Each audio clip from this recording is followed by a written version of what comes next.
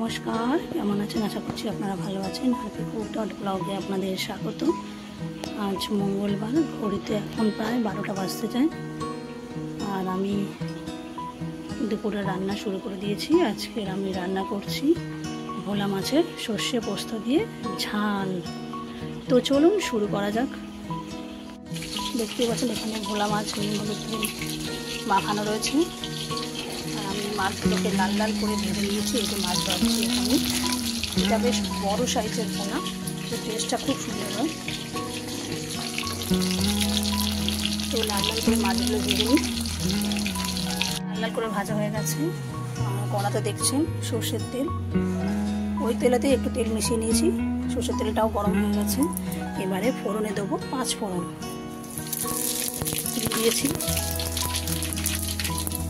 দেওয়ার পরে এবারে দেবো ভেজে রাখা টমেটো।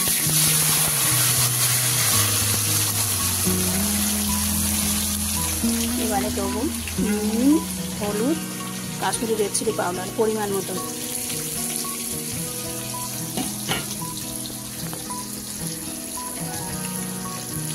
দিয়ে একটু ভেজে নেব।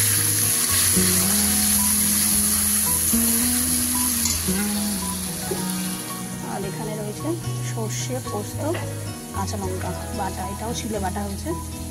এটা দিয়ে আজকে ভোলা মাছের ঝাল হবে। মোটামুটি কষানো হয়ে গেছে।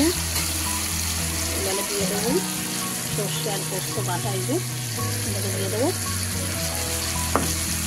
সর্ষে বাটা দিয়ে বেশি কষানো যায় না, একটু নামিয়ে নেবো, দিয়ে তারপর জল দেবো।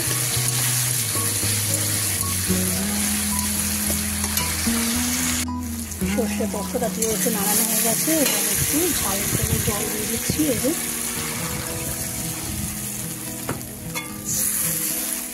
দিয়ে দিয়েছি।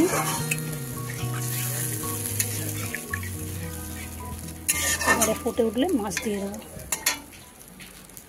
ঝোলটা দেখছেন পুরো ফুটে গেছে। এটা ঝাল হবে, অবশ্যই ঝোল হবে না। এবারে ভেজে রাখা মাছগুলো এই যে ছেড়ে দিচ্ছি এর মধ্যে। যেগুলো হলো ভোলা মাছ, বড় বড় ভোলা ভেটকি যেটাকে বলে, সেই মাছ ছেড়ে দিচ্ছি।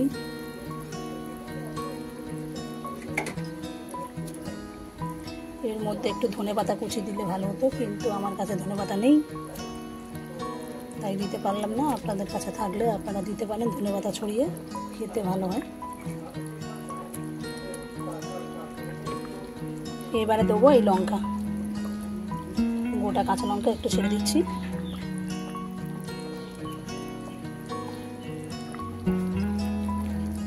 এখন দেখতে কি সুন্দর হয়েছে।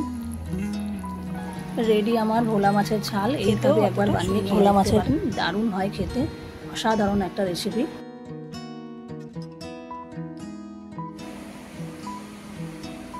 ঘড়িতে এখন সন্ধ্যে 6টা। আর আমি আর আমার ছেলে, মামা এদিকে তাকা,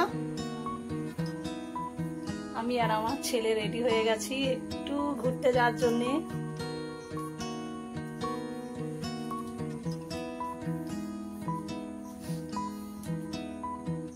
সন্ধ্যেবেলা এখন 6টাই বাজে মনে প্রায়, তাই না?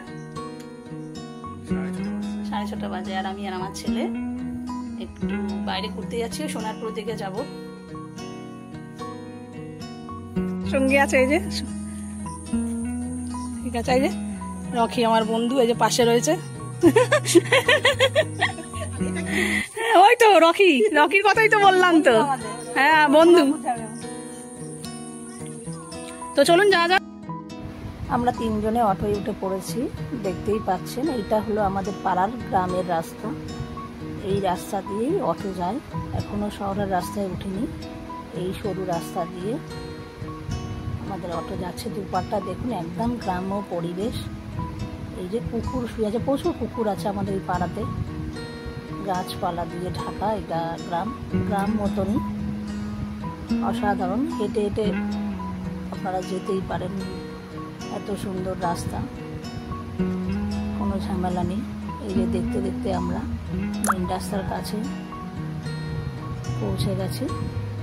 এইবারে আসছে মেন রাস্তা। এবারে আমরা মেন রাস্তায় উঠবো। এই যে এই হলো মেন রাস্তা গেট। এই যে উঠলাম মেন রাস্তা। এখান দিয়েই সোজা 2 মিনিট গেলেই সোনারপুর। আর মেন রাস্তায় ওঠা মানে দুপারটা দেখুন একদম জমজমাট, দু সাইডেই দোকান। আমি এক সাইডে দেখাচ্ছি, প্রচুর দোকান, ওষুধ দোকান, জামা কাপড়, সব কিছু এইখানে এলেই পাওয়া যায়। এই যে একটা মসজিদ, আর দু সাইডটা প্রচুর জমজমাট, গাড়ি, বড় বড় গাড়ি, লোকজন, ভিড়, যেরকম হাইওয়ে রাস্তা হয় সেরকমই রাস্তাঘাট। বড় বড় জামা কাপড়ের দোকান, ওষুধের দোকান, স্কুল, আমার ছেলেরও স্কুল এইখানেই পড়ে, এখানেই আমার ছেলের স্কুল ছিল। এই রাস্তা দিয়েই আমার ছেলে রেগুলার স্কুলে যেত। এখন স্কুল শেষ হয়ে গেছে, কলেজও শেষ হয়ে গেছে। এই যে এইখানে পড়ছে একটা মন্দির, এটা হলো লক্ষ্মী মন্দির। গিয়ে এখানে পরপর 3টে মন্দির পড়ে। সোজা এই আমরা এসে পৌঁছে গেছি সোনারপুর মোড়। এসে আমরা দোকানেও চলে এসেছি। আমাদের যাবতীয় কসমেটিক্স, চুড়ি, হার, দুল, যা যা লাগে আমরা সব এই দোকান দিয়েই কিনে থাকি। চন্দনদার দোকান এটা। আর এই দোকানে সবচেয়ে কম দামে জিনিসপত্র বিক্রি। আর এই দোকানটা প্রচুর ভিড় হয়, মানে এত ভিড় হয় যে লাইন দিয়ে দাঁড়িয়ে থাকতে হয়। পুজোর সময় তো মানে পা রাখা যায় না, এত ভিড়। এবারে চলে এলাম একদম সোনারপুর মোড়ে। এটাই হলো একদম মোড়। মোড়ে আসলেই দেখতে পাবেন এইগুলো, এই ঝর্ণা, ওখানে স্বামীজি, নেতাজি, ভগিনী নিবেদিতা, 3জনের স্ট্যাচু রয়েছে। অসাধারণ করে সাজানো এই জায়গাটা। এই জায়গাটা এলে সবাই ছবি তুলতে দাঁড়িয়ে পড়ে।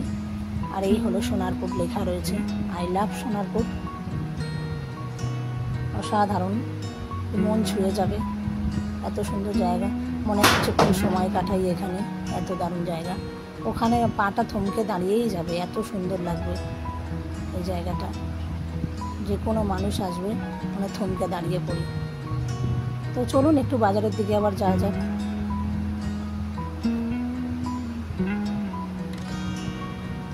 এখানে না রাস্তার ধারে ফুটে প্রচুর দোকান বসে। এখান দিয়ে কিছু ঘর সাজানোর জিনিস কিনলাম।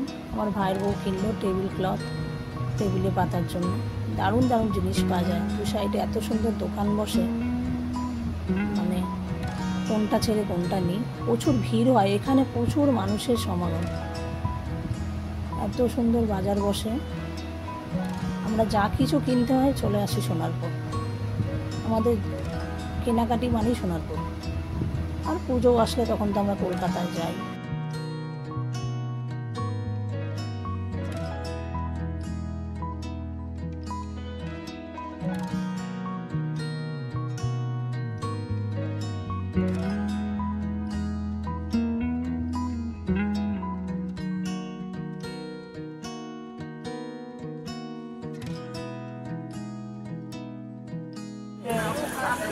নিয়ে নাও, কত 50 নিয়ে নাও।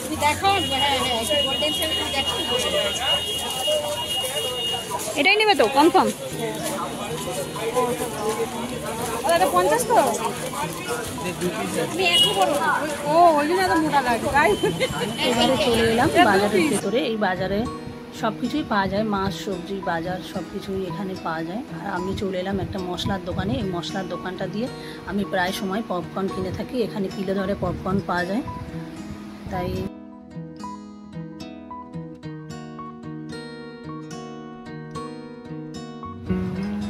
এবারে চলে এলাম আমাদের সোনারপুর মোড়ে লস্যির দোকানে। এটা হলো ফেমাস লস্যির দোকান। আগের দিন এসেছিলাম তখন বন্ধ হয়ে গেছিলো, খুব গরম ছিল বলে এই জন্যে। এবারে একটু লস্যি খেয়ে নেবো, খেয়ে বাড়ির দিকে রওনা দেবো। তো চলুন আজকের ভিডিওটা এই পর্যন্তই। আপনারা ভালো থাকবেন, সুস্থ থাকবেন। ভিডিওটা কেমন হয়েছে অবশ্যই কমেন্টে জানাবেন। ভালো লাগলে একটা লাইক করে দেবেন। আজ তাহলে আসি, আবার আসবো নতুন কোনো ভিডিও নিয়ে।